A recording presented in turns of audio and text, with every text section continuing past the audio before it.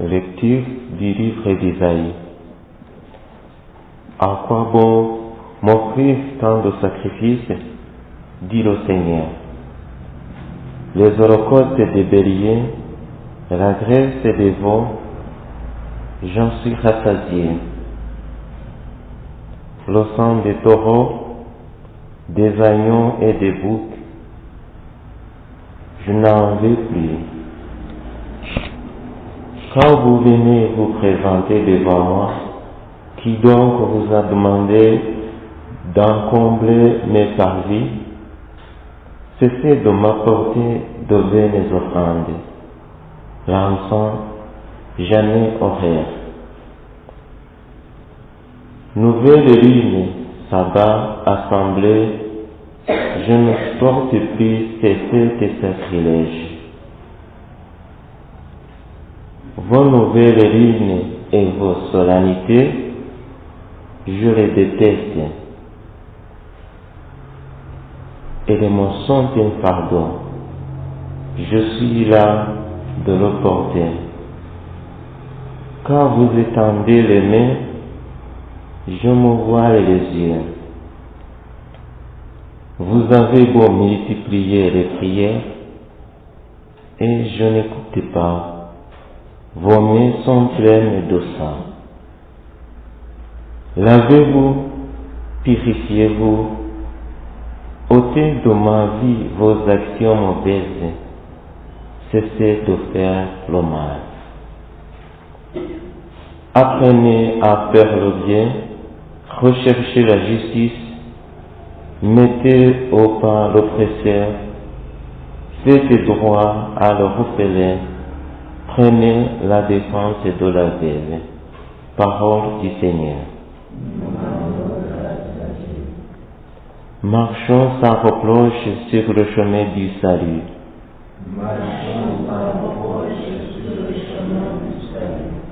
Écoute mon peuple, je parle. Moi, Dieu, je suis ton Dieu.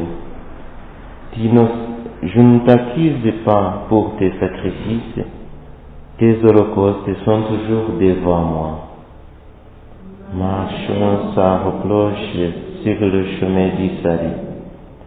Quand tu as récité mes lois, as gardé mon alliance à la bouche, toi qui n'aimes pas les reproches, et rejettes loin de toi mes paroles, marchons sans reproche sur le chemin du salut.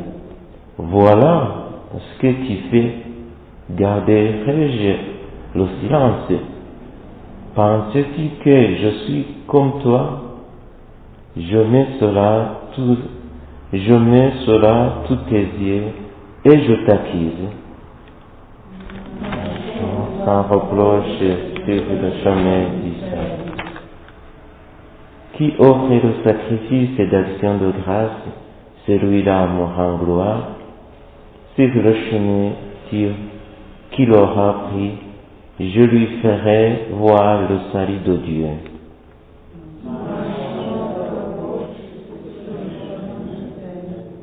Alléluia.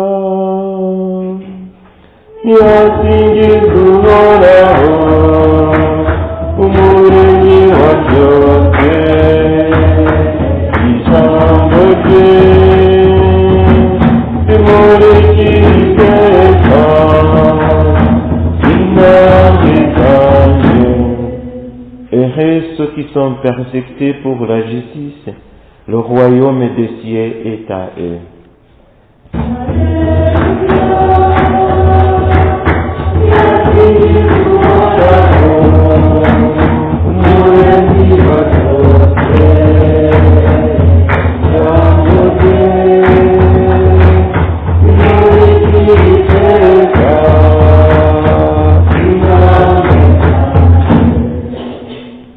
Le Seigneur soit avec vous. Évangile de Jésus-Christ selon saint Matthieu.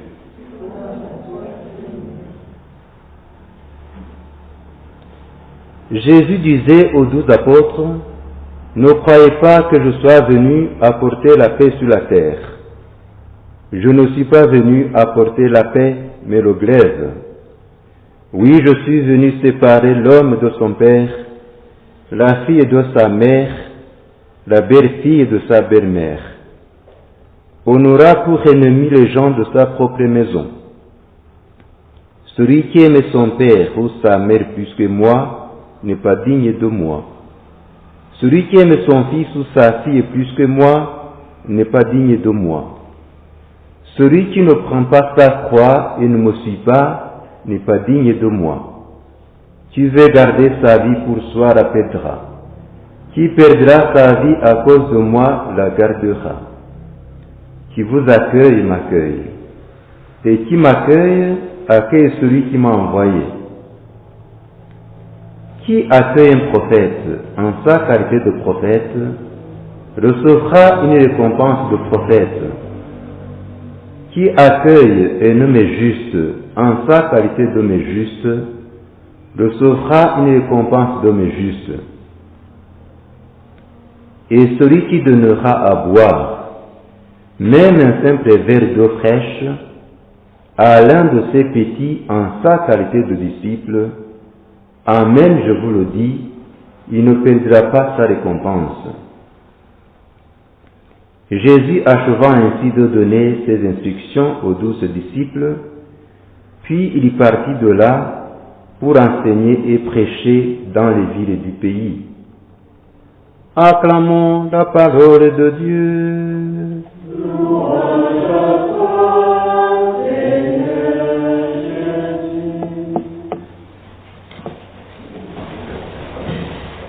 Igitondo gifaransa kiba kigoye iyo umuntu yahagazeho akaba ariko atangiza agenda areba ukuntu yakira ijambo agategereza ko akazuba kaka amagambo atangiye kuza neza. Mu isomo rya mbere twumvise ukuntu Imana iciye ku muhanuzi Izayi ibwira umuryango wayo ukuntu basenga nabi, ku buryo Imana babwira icyo bakora kugira ngo amasengesho yabo abe amasengesho y'ukuri, ku buryo Imana babwira icyo bahindura mu myemerere yabo kugira ngo bizabageze ku mukiro.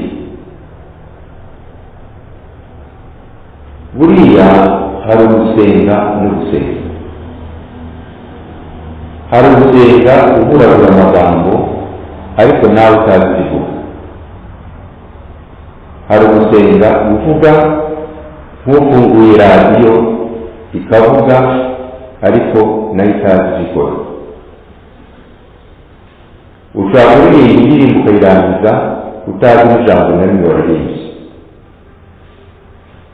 Ushobora kuririmba amazaburi akagenda arangira utazirikanye n'icyo waririmbye mu izaburi. Uko ni ugusenga ariko murumva ko udashobora kuguhindura wowe. Uvuga amasengesho ariko mu by'ukuri ntubura n'Imana. Uvuga amasengesho ariko akakwinjiza mu mugambi w'Imana. Mu isomo rero rya mbere umuhanuzi Izayi arababwira ibintu bakoraga kandi byiza cyane. Gutura amaturo bakayatanga uko amategeko yabisabaga byose bakabikora, ariko Imana ikavuga ngo ya ibyo bintu byanyu ndabirambiwe kandi namwe ntacyo bizabamarira, ntabwo bizabageza. Nimuhindure, sinkeneye imyotsi ibitambo byanyu, sinkeneye kumva ibiganza byanyu mwizamura. Yakoresheje ijambo rikomeye ngo vos mains sont pleines de sang, ibiganza byanyu byuzuye amaraso. Kujyana imbere y'Imana ibiganza byuzuye amaraso kandi ugiye gusenga. Arababwira ngo cessez de faire le mal nimuhagarike murekeraho gukora ikibi, cessez de faire le mal. Kubera ko amasengesho gusa ntaza gutuma ibyaha byanyu bihinduka ibihe bitagatifu, ntaza gutuma ubuzima bwanyu bugororokera Imana. Cessez de faire le mal, apprenez à faire le bien, mujye gukora icyiza. Ni ukuvuga ngo rero icyo gihe hari ikibazo gikomeye mu buzima bw'abantu, hari ibintu bita amakontradikisiyo, hari ibintu bita les incohérences. Amasengesho ariko harimo amakontradikisiyo,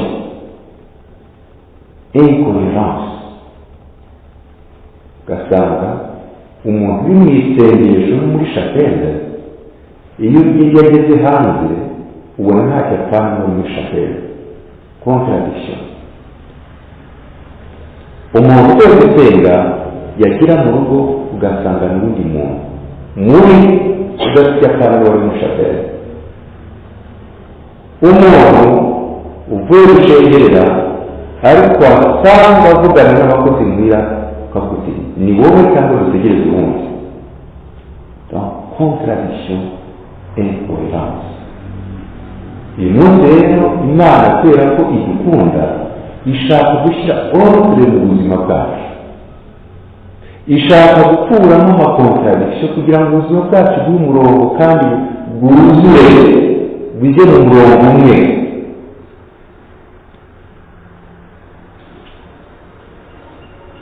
Kandi buri muntu wese hari abona iyo yarebye abona ko afite ibintu by'amakontradikisiyo, incohérence mu buzima. Uyu munsi uyirebye kwishyira ku munzani w'ijambo ry'Imana uba uhagaze hehe? Kandi amakontradikisiyo kenshi aba ari menshi, incohérence ari nyinshi. Cessez de faire le mal, apprenez à faire le bien. Hari abantu bigeze kwigisha cyane cyane muri la 19e siècle bavuga ngo l'origine ni opium du peuple, l'origine ni opium, ngo ni nk'urumogi rw'abantu b'abaturage bafite ibibazo kugira ngo banywe akamogi bibage ku bibazo bagende bafite ibintu bitabyarije. Ariko Yohana kabisa, Yohana murayumva, Yohana ni ukuntu muri mukeye utagifite ibirenge ku isi. Donc ngo l'origine ni opium du peuple, ni urumogi rwo kugira ngo basinzire. Ntushobora kuba uri mu ijambo ry'Imana muri Yesu ugiye kuryivumye.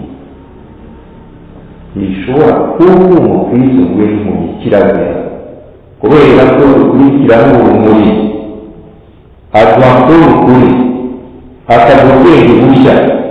Ntushobora kuba uri umukristo ngo ube impumyi, kirazira. Religion ishobora kuba ukimudifera kubera ko ijambo ry'Imana ahubwo riba urumuri rumurikira conscience yacu, conscience yacu ikaba nshya, ikabona n'utuntu tw'udetayi tutabona, ukabona n'umukene uri iruhande rwawe, ukabona n'umuvandimwe wawe, ukabona n'uko ameze.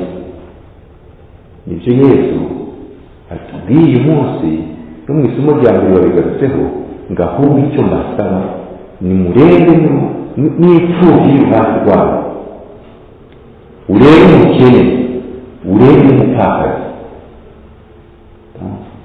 Yesu ashatse kubwira ngo masengesho atabona itagenda neza iruhande rwawe, atabona umuvandimwe wawe, atabona umukene, atabona imfubyi, atabona akarengane, ayo masengesho yaba optimization, gusinziriza ubwenge, gusinziriza conscience. Yesu yashaka ko tuba abantu babona bafite ibirenge ku isi, ni ukuvuga ngo dans la réalité des hommes. Ivanjili twumvise irasoza chapitre ya Yesu yohereza intumwa ze mu butumwa, akazituma by'ukuri wumva yuko bafite ubutumwa butoroshye bushobora no kubatera ubwoba, ariko Yesu abahaye icyo twakwita assurance. Uzabakira azaba yakiriye, uzabakira azaba yakiriye, kandi uzabakira kubera ko muri abigishwa banjye azabona igihembo cye mu ijuru. Kumva yuko Yesu Kristo azaba ari kumwe n'intumwa ze, kandi niwe uzaba uri muri bo, kubera ko uzabakira azaba mwakiriye. Ahantu rero naho dushobora kuba twitaye. Hari abantu b'abateoloje cyane cyane abateoloje allemand bigeze kugira gutandukanya kiliziya na Yesu Kristo, bakavuga ngo Jésus a prêché le royaume et c'est l'église qui est venue. Yigisha ubwami buhaza kiliziya, ashaka kuvuga abantu bapadiri badafite n'ikiro na kimwe, ababikira, abantu ukavuga uti bajya abantu bakuye hehe karamba feke gusa, bifeke ibyo batwigisha ibyo bakora, baradutwitaza, baradukomeretsa, baradupfuza. Twari kubona Yesu yizira akabyikorera bikagenda neza, twese twemera tukagenda. Ariko Yesu umunsi aravuze ngo ubakira n'ibyo aba yakiriye, doko niwe ukora igikorwa cye akoresheje amagara make n'intege nke za muntu. Ni Yesu uri muri kiliziya ye ukwita kose, ariko si kugira ngo ikomeze gusa ukwita, kubera ko nayo iri muri aba bagomba guhinduka. N'uwigisha ivanjiri ntaba yigisha ibimureba. Nta vanjiri y'abakristo n'ivanjiri ya padiri, hari ivanjiri itureba twese. Nta vanjiri y'abakristo n'ivanjiri ya kiliziya itureba twese. Ni ukuvuga ngo twese duhamagarirwa guhinduka, duhamagarirwa kujyana dusanga Kristo.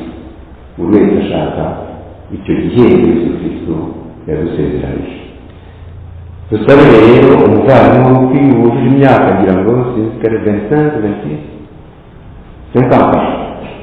50 sinike murumva yuko ateye intambwe y'ubuzima no kumwifuriza aniveriseri nziza. Abafite amafete patronale yo kubasabira, abari mu mwiherero wo kubasabira, kugira ngo iki gihe twigiye cy'aho Yesu yongera kuza n'inema ye agashyira ubuzima bwacu ku murongo, agashyiramo uko yifuza. Ku izina ry'Imana Data na Mwana na Mutagatifu. Amen.